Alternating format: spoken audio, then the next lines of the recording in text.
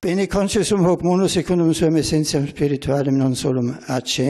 Pope surprised a high-level church meeting at the Vatican with his announcement. He said he believes that in today's world, a pope must be strong enough to speak and engage in activities, and that his own health has deteriorated in recent months.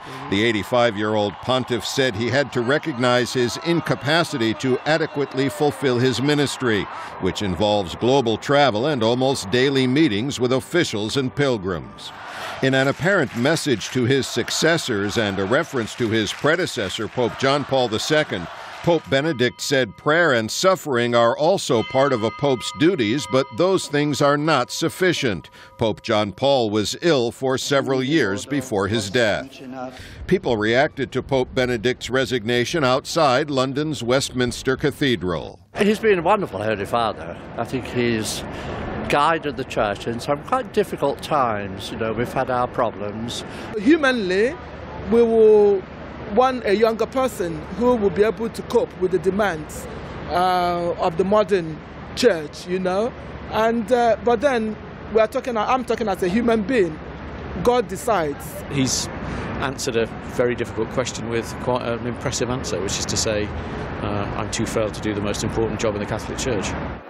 It was 8 years ago that the traditional white smoke signaled Pope Benedict's election. He was the first German-elected pope in nearly 500 years. He came to office with a reputation as a theological conservative, but he showed his modern side, issuing an encyclical on love and using social media.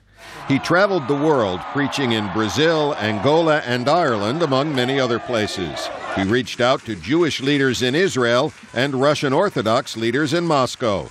And he met with major world leaders and tried to bring peace to the Middle East.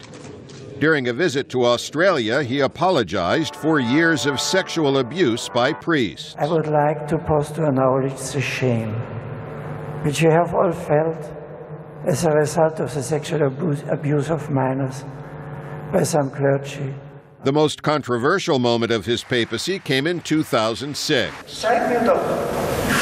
Speaking to students in Germany, the Pope quoted a medieval emperor as saying the teachings of the Muslim prophet Muhammad were evil and inhuman.